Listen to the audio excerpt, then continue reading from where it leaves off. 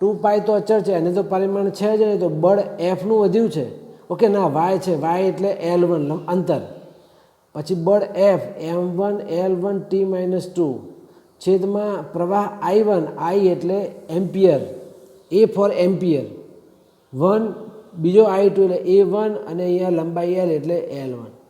તો તમે જુઓ કે આ L1 L1 કેન્સલ થઈ જાય, તો M1 એક L1 વધ્યો, M1 L1 T-2 અને એમ્પિયર એમ્પિયર માઇનસ એટલે 1 1 2 એટલે ઉપર જશે એટલે -2, તો M1 L1 T-2 A -2 આપણો જવાબ થશે.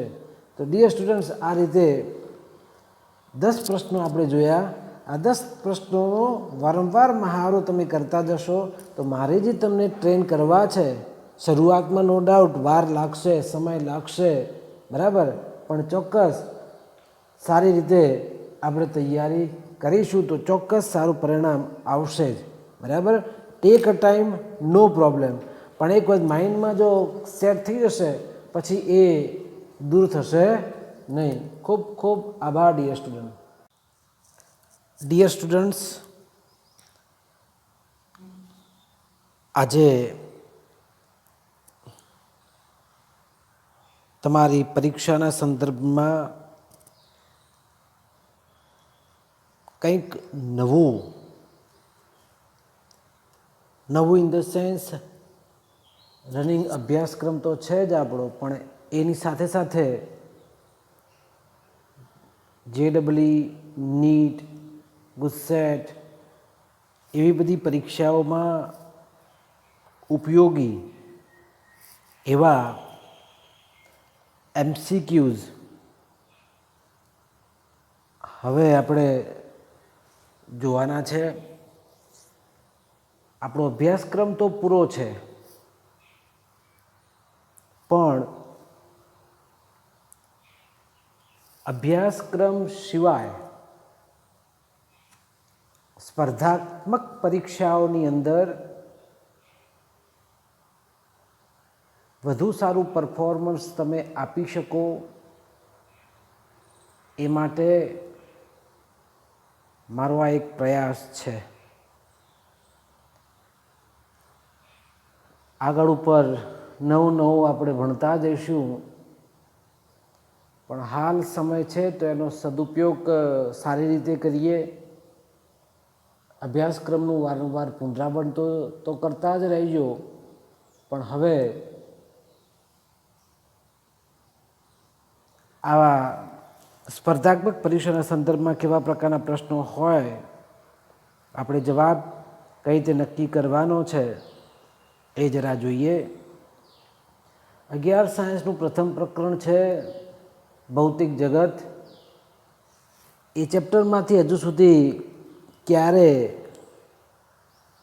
ટૂંકો પ્રશ્ન પૂછ્યો નથી, એટલે ડાયરેક્ટ આપણે બીજા પ્રકરણથી ચાલુ કરીએ. તમે જાણો છો કે બીજા ચેપ્ટરનું નામ છે માપન તથા એકમ પદ્ધતિ. એમાં જુદી જુદી માપન પદ્ધતિ વિશે આપણે જોયેલું છે, એકમોના સંદર્ભમાં જોયું છે, સાર્થક અંકોના સંદર્ભમાં જોયેલું છે, પારિમાણિક સૂત્રોના સંદર્ભમાં જોયું છે, એની ત્રુટીઓ ખામીના સંદર્ભમાં આપણે જોયું છે. આપણે એના વિશે જરાક આગળ વધીએ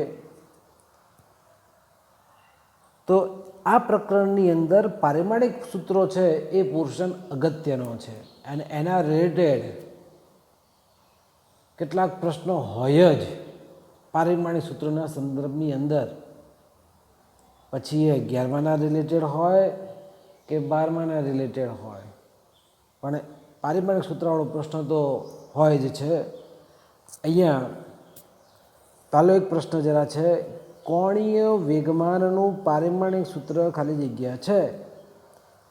હવે જ્યારે કોણીય વેગમાન આવે ત્યારે કોણીય વેગમાન એટલે L અને વેગમાન બરાબર રેખીય વેગમાન P બરાબર mv સૂત્ર હતું. અહીંયા કોણીય વેગમાનના સંદર્ભની અંદર આપણું પારિમાણિક સૂત્ર છે એ m1l2t-1 છે. તો આ પારિમાણિક સૂત્ર આપણે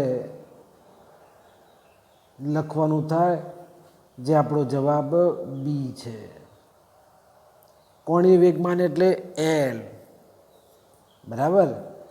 ઓકે, અહીંયા તમે નાનકડું રફ વર્ક પણ તમે કરી શકો કે જેમાં વેગમાન કીધું છે આર ઓમેગા આવે, પણ એના સિવાય પી ઇઝ ઇક્વલ ટુ એમ વી. એમ એટલે દળ એટલે m1, વેગ એટલે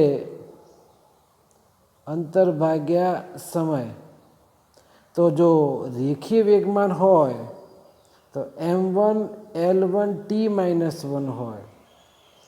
અહીંયા કોણીય વેગમાન કીધું છે અને એ કોણીય વેગમાનના સંદર્ભની અંદર આપણો જવાબ છે એ જવાબ m1l2t-1 આવે. એટલે કે અહીંયા આર ઓમેગા માટે તો સૂત્ર આવશે આપણું, પણ આર એક વધારાનો છે અંતર, એટલે ત્યાં પાછું L1 એડ થશે અહીંયા, એટલે m1l11l2t-1 જે પારિમાણિક સૂત્ર છે. તમે રેખીય વેગ અને કોણીય વેગ વચ્ચેનો સંબંધ પણ જાણો છો. v ઇઝ ઇક્વલ ટુ શું છે? R omega. એટલે પીની જગ્યાએ ધારો કે કોણીય વેગમાન એલ કરો તો ત્યાં એમ તો છે જ, વીની જગ્યાએ આવે આર ઓમેગા. ઓમેગા એટલે કોણીય ઝડપ. હવે એ કોણીય ઝડપના સંદર્ભમાં આનું પારિમાણિક સૂત્ર m1, આર અંતર છે એટલે L1, અને કોણીય ઝડપનું પારિમાણિક સૂત્ર ખબર છે L1t-1, અંતર ભાગ્યા સમય, અને પરિણામે આપણો જવાબ આવે m1l2t-1. તો તમે સૂત્ર દ્વારા સમજી શકો છો કે અહીંયા ઓપ્શન બી છે એ આપણો સાચો જવાબ છે. સેકન્ડ, સી એ કેપેસિટન્સ હોય અને આર એ અવરોધ હોય તો આરસીનું પારિમાણિક સૂત્ર બરાબર ખાલી જગ્યા થાય. અહીંયા આ કેપેસિટન્સ, રેઝિસ્ટન્સ એટલે કે અવરોધ, આરસી પરિપથ, આ બધું 12મા ધોરણની અંદર આવે છે. વિદ્યુત પ્રવાહના ચેપ્ટરોની અંદર આ બધી માહિતીવાળું છે, ત્યારે તમને વધારે ડિટેલમાં ખ્યાલ આવશે. પણ હાલ અહીંયા કેપેસિટન્સ અને અવરોધ બંને છે, ત્યારે આરસીનું પારિમાણિક સૂત્ર કે જેમાં MLTના સંદર્ભમાં દર્શાવી શકાય નહીં એવું તો પોસિબલ હોય જ નહીં, કેમ કે અવરોધનું પારિમાણિક સૂત્ર છે જ m0l0t-1, m0l0t0 અને m0l0t1. તો એકચ્યુઅલી જે આરસી છે, અવરોધ અને કેપેસિટન્સ, એ સમય નિયતાંક છે. સમય નિયતાંક એટલે સમય પર આધારિત છે, અને એ સમય પર આધારિત હોવાથી માત્ર સમય એક જ એનું પરિમાણ છે. કે એ અવરોધ છે પદાર્થના દળ ઉપર કે લંબાઈ ઉપર નથી આધાર રાખતું, ત્યારે આરસી જે છે તે સમય નિયતાંક છે, એટલે માત્ર સમયનું જ પારિમાણિક સૂત્ર આવે, એટલે m0l0t1 જે આરસીનું પારિમાણિક સૂત્ર છે, જ્યાં આર એટલે અવરોધ, સી એટલે કેપેસિટન્સ. 12th સાયન્સની અંદર આપણે ડિટેલમાં આનો અભ્યાસ કરવાનો રહેશે. ક્લિયર? સમય નિયતાંક છે એટલે સમય ઉપર આધારિત, એટલે આપણો જવાબ આવે એ. ત્રીજો ક્વેશ્ચન, ટોર્કનું પારિમાણિક સૂત્ર બરાબર ખાલી જગ્યા. 11મા ધોરણની અંદર ટોર્ક ટાઉ છે. ટોર્ક કોને કહેવાય? વર્તુળમય પરિભ્રમણ કરતા પદાર્થમાં આ ટોર્કનું સૂત્ર જ છે R cross F. Torque tau બરાબર આર ક્રોસ એફ. આર એટલે લંબ અંતર, એફ એટલે એનું કેટલું એના ઉપર બળ લાગે છે તે. વર્તુળમય ગતિ કરતા પદાર્થ ઉપર હંમેશા ટોર્ક લાગે, અને એ ટોર્ક લાગે માટે અહીંયા આર અંતર છે. અંતરનું પારિમાણિક સૂત્ર શું થાય? L1. અંતર એટલે L1. હવે એફ એટલે બળ. બળનું પારિમાણિક સૂત્ર કદાચ તમે ભૂલી ગયા છો, યાદ રહે તો વાંધો નથી, પણ એફ બરાબર ma. ક્લિયર? હવે એમ એટલે દળ, એનું પારિમાણિક સૂત્ર m1. એ એટલે પ્રવેગ. પ્રવેગ એટલે વેગમાં થતો ફેરફાર, એટલે વેગ ભાગ્યા સમય, એટલે ત્યાં L1 t-2 આવે. તો તમે જુઓ કે L1 અહીંયા આરનું છે, બળનું પારિમાણિક સૂત્ર m1 L1 t-2 છે. બંને સંયુક્ત રીતે તમે લખો તો m1 L1 અહીંયા એટલે L2 t-2, જે ટોર્ક માટે તમે લખી શકો. અહીંયા તમે જુઓ કે આપણો જે જવાબ છે એ m1 L2 t-2, જે ટોર્કનું પારિમાણિક સૂત્ર છે. તમારે પારિમાણિક સૂત્રો યાદ રાખવા માટે એના બેઝિક જે સૂત્રો છે એ ખ્યાલ રાખવાનો. અહીંયા કોણી વેગમાનને આપણે સૂત્રાત્મક રીતે લખ્યું. ટોર્ક છે આર ક્રોસ એફ, આરનું પારિમાણિક સૂત્ર, એફ એટલે બળનું પારિમાણિક સૂત્ર, એટલે આપણો જવાબ m1 L2 t-2 મળે. એના પછી નેક્સ્ટ ક્વેશ્ચન્સ, આત્મપ્રેરકત્વનું પારિમાણિક સૂત્ર ખાલી જગ્યા. આત્મપ્રેરકત્વ. હવે આત્મપ્રેરકત્વ શું છે? આત્મપ્રેરકત્વની સંજ્ઞા છે કેપિટલ L. 12મા ધોરણની અંદર પ્રેરકત્વનું આખું પ્રકરણ છે, અને એ પ્રેરકત્વના આખા પ્રકરણની અંદર પ્રેરકત્વ કોને કહેવાય, આત્મપ્રેરકત્વ કોને કહેવાય, અન્યોન્ય પ્રેરકત્વ કોને કહેવાય, એ થિયરિકલ પોર્શન સમજશો એટલે વધારે તમને ખ્યાલ આવશે. હાલ માત્ર જો સૂત્રને જો સમજીએ તો પ્રેરિત EMF E is equal two -L di/dt, અને આના સંદર્ભમાં આપણે તો આ L એટલે આત્મપ્રેરકત્વ. આત્મપ્રેરકત્વ માટે કેપિટલ L આવે, પણ અન્યોન્ય પ્રેરકત્વ હોય ત્યાં કેપિટલ M આવે. હા, અન્યોન્ય પ્રેરકત્વ, અહીંયા આત્મપ્રેરકત્વ એટલે L. ઓકે, અહીંયા પ્રેરિત EMF છે, EMF એટલે એનો વોલ્ટેજ કેટલો છે તે. આત્મપ્રેરકત્વનો એકમ છે હેનરી. H એટલે હેનરી. શું કહેવાય?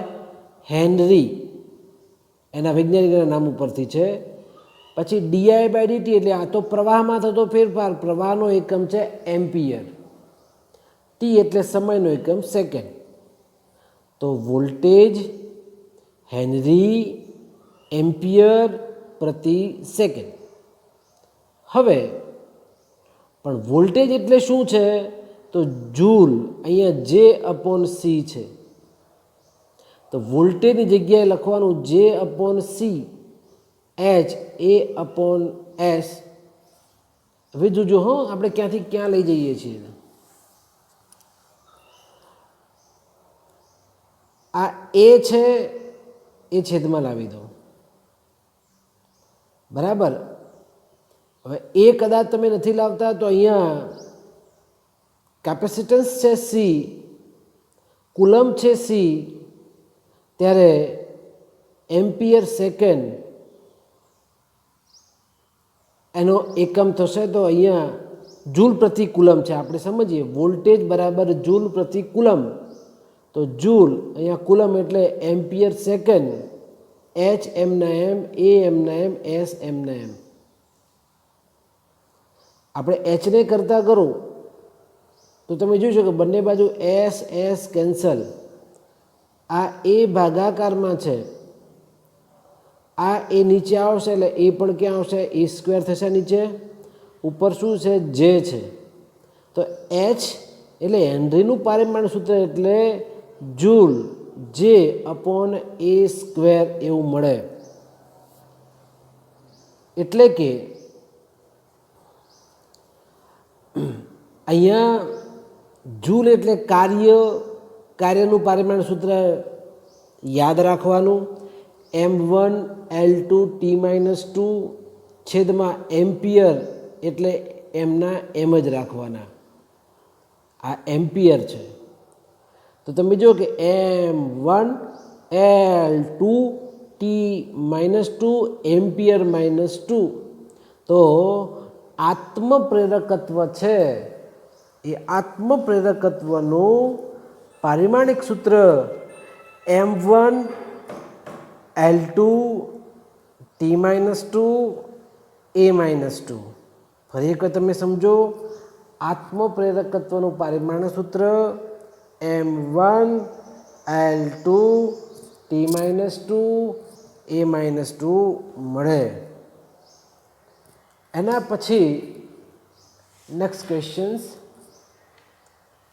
એમાં તમે જુઓ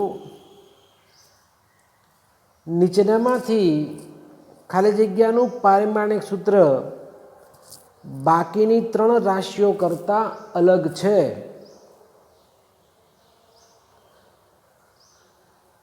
ત્રણ કરતાં અલગ છે. એમાં પહેલું છે એકમ કદ દીઠ ઉર્જા, એકમ ક્ષેત્રફળ પર લાગતું બળ, વોલ્ટેજ અને એકમ કદ દીઠ વિદ્યુત ભારનો ગુણાકાર અને છેલ્લે કોણીય વેગમાન. તો આના દરેકના પારિમાણ સૂત્ર આપણે લખવા પડે અને પછી જોવાનું કે કોનું જુદું પડે છે એટલે આપણો જવાબ આપણને મળે. અહીંયા જુદા જુદા સૂત્રો પૈકી તમે જુઓ કે એકમ કદ દીઠ ઉર્જા, એકમ કદ દીઠ ઉર્જા એટલે ઈ, કદ એટલે કેપિટલ વી. આ કેપિટલ વી કદ સૂચવે છે, જ્યારે અહીંયા વી એટલે વોલ્ટેજ હતું. આ વી એટલે વોલ્ટેજ છે, એટલે ખોટું અર્થઘટન ન થાય એ આપણે કાળજી રાખવાની. ઓકે, આ ઉર્જા છે, ઉર્જાનો એકમ અહીંયા એકમ કદ દીઠ, તો કદ વડે ભાગવું પડે. ઉર્જાનું પારિમાણ સૂત્ર એટલે કાર્યનું પારિમાણ સૂત્ર m1L2T-2 છેદમાં કદને કેટલા પરિમાણ હોય? 3 હોય, લંબાઈ, પહોળાઈ અને ઊંચાઈ. એટલે આપણે ત્યાં લખી શકીએ L3. એટલે અહીંયા ઉપર L2 છે, છેદમાં L3 છે, તો ઉપર એક -1 થશે. એટલે m1L-1T-2. તો આ એકમ કદ દીઠ ઉર્જા થઈ ગઈ. બીજું છે એકમ ક્ષેત્રફળ પર લાગતું બળ એટલે બળ ભાગ્યા ક્ષેત્રફળ. બળ ભાગ્યા ક્ષેત્રફળ એટલે તમે જુઓ અહીંયા બળ ભાગ્યા ક્ષેત્રફળ. તો બળ એટલે F, બળ એટલે F છેદમાં A. હવે બળનું પારિમાણ સૂત્ર મેં હમણાં શીખવાડ્યો અગાઉમાં, F બરાબર ma અને ama એટલે આપણું પારિમાણ સૂત્ર સુધી જાય m1L1T-2. તો તમે જોઈ શકો છો અહીંયા m1L1T-2 છેદમાં ક્ષેત્રફળ. ક્ષેત્રફળમાં માત્ર 2 જ પરિમાણ હોય એટલે L2 લખવાનું. કદમાં કેટલા પરિમાણ હોય આપણે અગાઉ જોયું ને, કદમાં 3 પરિમાણ હોય અને એ 3 પરિમાણ હોવાથી એલ ક્યુબ આવે. હંમેશા ક્ષેત્રફળમાં 2 પરિમાણ હોય એટલે L2 આવે. તો તમે જો કે M1 ઉપર 1 છે, નીચે 2 છે, તો એકમાંથી 2 જાય અહીંયા -1 લખવા પડે. તો M1 L -1 T -2. તો પહેલામાં પણ એ હતું, આમાં પણ આવું જ મળ્યું. ઓકે, એના પછી વોલ્ટેજ અને એકમ કદ દીઠ વિદ્યુતભારનો ગુણોત્તર. આ વોલ્ટેજ એટલે V અને એકમ કદ દીઠ વિદ્યુતભાર એનો ગુણોત્તર એટલે અહીંયા V ડેશ વોલ્યુમના સંદર્ભમાં એકમ કદ દીઠ છે માટે અહીંયા પારિમાણિક સૂત્ર થશે M1 L2 T -2 કદ માટે L ક્યુબ. તો અહીંયા M1 L -1 T -2 મળ્યા. તો તમે જો કે પહેલાં 3માં M1 L -1 T -2, M1 L -1 T -2, છેલ્લામાં પણ M1 L -1 T -2 પરિમાણ આપણને મળે. તો આ 3ના સરખા થયા તો વધ્યું કયું? છેલ્લું ને. તો એ છેલ્લું છે કોણીય વેગમાન. એ કોણીય વેગમાનનું કેવું મળે? અલગ મળે. અને તો તમને ખ્યાલ છે આપણે કોણીય વેગમાનનું કેટલું શોધ્યું હતું? M1 L2 T -2 મેળવ્યું હતું, બરાબર. M1 L2 T -2 મેળવ્યું હતું. તો એ સંદર્ભની અંદર M1 L2 T -2 આવે છે, જ્યારે બાકીના ત્રણેયની અંદર M1 L -1 T -2 પારિમાણિક સૂત્ર આવે છે. તો પહેલાં 3 સરખા છે, ચોથું છે એ સહેજ જુદું પડે છે.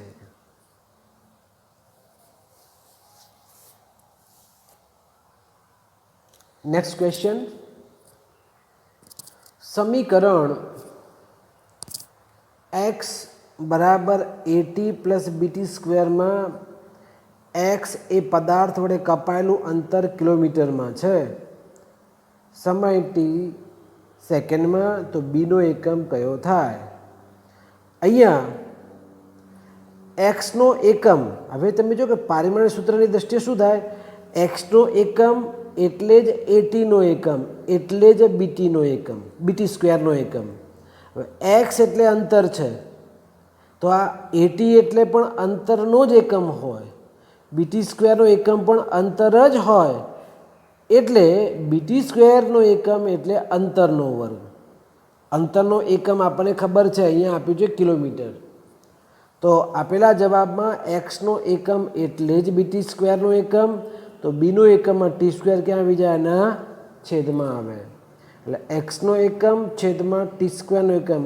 એક્સ એટલે અંતરનો એકમ હતો કિલોમીટર, સમયનો એકમ છે સેકન્ડ સ્ક્વેર. તો આપેલા જે ABCDમાં તમે જોઈ શકો છો કે આ સીસ જે જવાબ છે આપણો કિલોમીટર પ્રતિ સેકન્ડ સ્ક્વેર, એ અહીંયા જવાબ બીનો હોઈ શકે. તો આપેલા સૂત્ર માટે x is equal two AT plus BT સ્ક્વેરમાં બીનો એકમ, સ્મોલ બીનો એકમ કયો હશે? કિલોમીટર પ્રતિ સેકન્ડ સ્ક્વેર હશે. ક્લિયર? ઓકે, આગળનો એક પ્રશ્ન જોઈએ. ટેક અ ટાઈમ, સમય લેવાનો છે, સમય લેતા લેતા યાદ રાખવાનું છે, એટલે કન્સેપ્ટ આપણો ક્લિયર થવો જોઈએ. ન્યૂટનના મત અનુસાર કેપિટલ એ જેટલું સંપર્ક ક્ષેત્રફળ અને delta V by delta Z જેટલું વેગ પ્રચલન ધરાવતા, વેગ પ્રચલન એટલે ક્રમિક સ્તરો વચ્ચે વેગનો જે તફાવત જે જોવા મળે છે એને વેગ પ્રચલન કહેવાય. આપણે પેલા બર્નોલીના ચેપ્ટરની અંદર શાંતા ગુણાંક, બરાબર, તો એ ચેપ્ટરની અંદર આ વેગ પ્રચલન વ્યાખ્યાયિત કરેલું છે. તો વેગ પ્રચલન ધરાવતા પ્રવાહીના બે સ્તરો વચ્ચે લાગતું શાનતા બળ, શાનતા બળ એટલે એનું ગતિ અવરોધક બળ F is equal to eta A delta V upon delta Z. તમે આ ઝેડ દિશામાં છે એટલે ડેલ્ટા ઝેડ લખો, એક્સ દિશામાં તો ડેલ્ટા એક્સ લખી શકાય. જ્યાં ઈટા એ શાંતતા ગુણાંક હોય તો ઈટાનું પારિમાણિક સૂત્ર મેળવવું. તો આપેલામાંથી ઈટા જે છે એને કરતાં કરો તો એ ક્યાં આવશે? આ બાજુ છેદમાં delta V by delta G, પણ આ બાજુ ક્યાં આવે? છેદમાં. ખાલી કોણ વધ્યું? ઈટા વધ્યો. તો F is equal to eta A delta V by delta ઝેડના આધારે eta is equal to F છેદમાં A delta V by delta Z. તો પારિમાણિક સૂત્ર ઈટાનું કેટલું? તો એફ એટલે બળનું પારિમાણિક સૂત્ર. આપણે હમણાં જ જોયું એફ બરાબર એમ એ આધારે બળનું પારિમાણિક સૂત્ર શું થશે? M1 L1 T-2. પછી એ એટલે ક્ષેત્રફળ, એનું પારિમાણિક સૂત્ર શું થશે? ક્ષેત્રફળમાં બે પરિમાણ જ હોય, લંબાઈ અને પહોળાઈ, એટલે ત્યાં L² લખી શકીએ, L2. પછી અહીંયા ડેલ્ટા વી એટલે L1 T-1 છેદમાં ડેલ્ટા ઝેડ એટલે અંતર જ આવે તો ડેલ્ટા ઝેડ એટલે L1. તો હવે આ ઉપર L1 નીચે L1 કેન્સલ થઈ જાય. તો ઉપર તમે જુઓ M1 L1 T-2 છેદમાં શું વધ્યું? L2 T-1. તો સાદુરૂપ આપતા M1 અહીંયા 1 છે, નીચે 2 છે, તો ઉપર જશે એટલે 1 ઓછા 2 એટલે ઓછા 1 જ આવશે, L-1. અહીંયા T-2 નીચે T-1 ઉપર જાય એટલે +1 થશે, ઓછા 2 વત્તા 1 એટલે ઓછા 1. તો M1 L-1 T-1. રાઈટ. તો શાંતતા ગુણાંક ઈટાનું પારિમાણિક સૂત્ર શું થાય? તો શાંતતા ગુણાંકનું પારિમાણિક સૂત્ર M1 L-1 T-1 મળે. તો આ રીતે આપણે પ્રશ્નો છે એ આપણે સોલ્વ કરી શકીએ. નેક્સ્ટ ક્વેશ્ચન્સ કે બળ અચળાંક ધરાવતી સ્પ્રિંગના છેડે, સ્પ્રિંગ તમે જોયેલી છે, નીચે દળ લટકાવતા દોલનો કરે છે, ઓસિલેશન કરે છે. તો કે બળચળાંકવાળી સ્પ્રિંગના છેડે બાંધેલા એમ દળવાળા પદાર્થના કંપનોની આવૃત્તિ F is equal to C M raise to X K raise to Y હોય, જ્યાં સી પરિમાણ રહિત અચળાંક છે તો એક્સ બરાબર ખાલી જગ્યા અને વાય બરાબર ખાલી જગ્યા. તો એમ રેઝ ટુ એક્સમાં એક્સ શું છે ખબર નથી, કે રેઝ ટુ વાયમાં વાય શું છે ખબર છે નહીં, આપણે શોધીશું. 4 જુદા જુદા ઓપ્શન આપણને આપી દીધા છે. હવે આપણે સૂત્રને પકડીએ. એફ બરાબર C M raise to X K raise to Y. એમાં સી છે એને તો પરિમાણ છે જ નહીં, એટલે આને ધ્યાનમાં લેવાની જરૂર છે નહીં. ચલો, આવૃત્તિ છે તો આવૃત્તિનો એકમ કયો હતો? Second inverse. આવૃત્તિનો એકમ સેકન્ડ ઇન્વર્સ અથવા તો હર્ટ્ઝ આપણે કહીએ. તો સેકન્ડ -1 એટલે એનું પારિમાણિક સૂત્ર શું થઈ જાય? આવૃત્તિનું M0 L0 T-1. આવૃત્તિનું પારિમાણિક સૂત્ર આપણે ખ્યાલ આવી ગયો, T-1 જ આવશે. સી તો અચળાંક છે, પરિમાણ રહિત છે, ધ્યાનમાં લેવાના નથી એને. એમ એટલે દળ એટલે 1 આવશે. કે નું પારિમાણિક સૂત્ર આપણે જરા જોઈશું. તો કે એટલે અચળાંક છે, બળ અચળાંક છે. તો એ સંદર્ભમાં એફ એટલે એફનું પારિમાણિક સૂત્ર એટલે M0 L0 T-1. સી અચળાંક છે એટલે લખેલું નથી. એમ રેઝ ટુ એક્સ એટલે M1 રેઝ ટુ એક્સ. અને અહીંયા કે છે તો ત્યાં M1 L0 T-2ની વાય ઘાત. હવે સાદુરૂપ આપી દઈએ. 1 ઇન્ટુ એક્સ એટલે એક્સ, પાછું અહીંયા 1 ઇન્ટુ વાય એટલે વાય, એટલે એમની કેટલી ઘાત થઈ ગઈ? M1 M વાય એટલે એક્સ. અહીંયા આગળ એક્સ છે જ તો એમ raise to X plus Y. પછી L0 L0 એલ તો 0 છે. T-1 T-2 ઇન્ટુ વાય આવશે તો -2y. હવે બંને બાજુ સમીકરણ જો સરખાવીએ તો એક્સ વત્તા વાય બરાબર 0, એલ બરાબર 0, -2y બરાબર -1. તો બંને બાજુ માઇનસ માઇનસ કરી નાખે એટલે 2y ઇઝ ઇક્વલ ટુ 1, તો વાય જે પેલું કેટલું મળે 1/2 મળે. તો વાયની કિંમત મળી ગઈ 1/2. હવે ઘાતાંકોના આધારે એક્સ પ્લસ વાય બરાબર 0, પણ વાયની કિંમત કેટલી છે 1/2 છે. તો એક્સ બરાબર આ વત્તા 1/2 ઓલી સાઈડ જાય એટલે શું થશે -1/2 મળે. તો આ રીતે એક્સ -1/2 વાય 1/2 મળે. તો તમે જુઓ કે આપણા જે ઓપ્શન્સ 4 આપેલા છે એમાં એક્સની કિંમત -1/2 અને વાયની કિંમત 1/2. તો આ જે ચોથા વિકલ્પ અહીંયા બંને માઇનસ છે, અહીંયા બંને પ્લસ છે, આ પ્લસ આ માઇનસ છે. એકચ્યુઅલી આપણે એક્સ માઇનસ અને વાય પ્લસ હોવા જોઈએ, એટલે જવાબ ડી છે એ આપણો સાચો જવાબ છે. એના પછી દબાણનું પારિમાણિક સૂત્ર કયું થાય? આમ તો ડાયરેક્ટ આપણને આવડે જ છે. દબાણ એટલે બળ ભાગ્યા ક્ષેત્રફળ. દબાણ એટલે કેપિટલ પી, બળ ભાગ્યા ક્ષેત્રફળ એટલે F/A. બળનું પારિમાણિક સૂત્ર ખબર છે m1 L1 T-2. એ એટલે ક્ષેત્રફળ, ક્ષેત્રફળનું પારિમાણિક સૂત્ર થશે L2. તો ઉપર 1 છે, છેદમાં અહીંયા 2 છે, આ બંને વચ્ચે તમે જુઓ તો 1 - 2 એટલે -1. એટલે દબાણનું પારિમાણિક સૂત્ર થશે m1 L-1 T-2. m1 L-1 T-2 જે દબાણનું પારિમાણિક સૂત્ર છે. ચલો એના પછી માધ્યમની પારગમ્યતા પરમિએબિલિટી મ્યુનું પારિમાણિક સૂત્ર બરાબર ખાલી જગ્યા છે. હવે અહીંયા પરમિએબિલિટી પરમિશન આપે છે એબિલિટી કરવા માટે, બરાબર. પછી વિદ્યુત માટે પણ આવે, ચુંબક માટે પણ આવે. તો એ મ્યુનું પારિમાણિક સૂત્ર મેળવવું છે. આ પણ 12th સાયન્સની અંદર આપણે વારંવાર ઉપયોગ કરવાના છીએ મ્યુનો. એની કિંમત પણ ખબર છે 4π10⁻⁷, બરાબર, એ યાદ રાખવાની છે. પણ એ નેક્સ્ટ યર માટે છે, 12th માટે છે. માત્ર આપણે હાલ જોઈએ તો આ પરમિએબિલિટીનું પારિમાણિક સૂત્ર શું છે? હવે કુલમ્બનો નિયમ ખબર છે, દુનિયાના કોઈ પણ બે કણો વચ્ચે લાગતું બળ F એમના દળના ગુણાકારના સમપ્રમાણમાં અને અંતરના વર્ગના વ્યસ્ત પ્રમાણમાં હોય છે.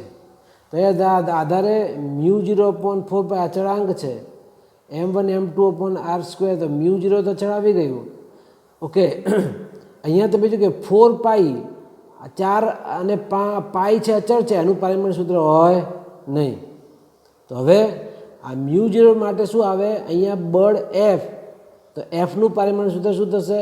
m1 L1 T-2. આ r² ભાગાકારમાં ઉપર જાય તો અંશમાં આવશે, એટલે ત્યાં આવશે ખાલી r એટલે અંતરનું પારિમાણિક સૂત્ર થશે L2. પછી m1 m2 બંને દળ છે, તો દળ ક્યાં આવશે? આ બાજુ છેદમાં આવે. તો એ સંદર્ભની અંદર તમને પારિમાણિક જે સૂત્ર છે એ m1 L1 T-2 A-2 પારિમાણિક સૂત્ર મળે.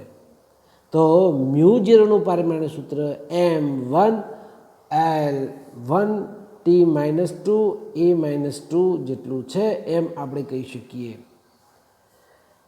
બીજું એક આ સૂત્ર છે F/L. એ 12th સાયન્સમાં એવું છે કે બે સળિયા હોય, એમાં વિદ્યુત પ્રવાહ જતો હોય તો લાગતું બળ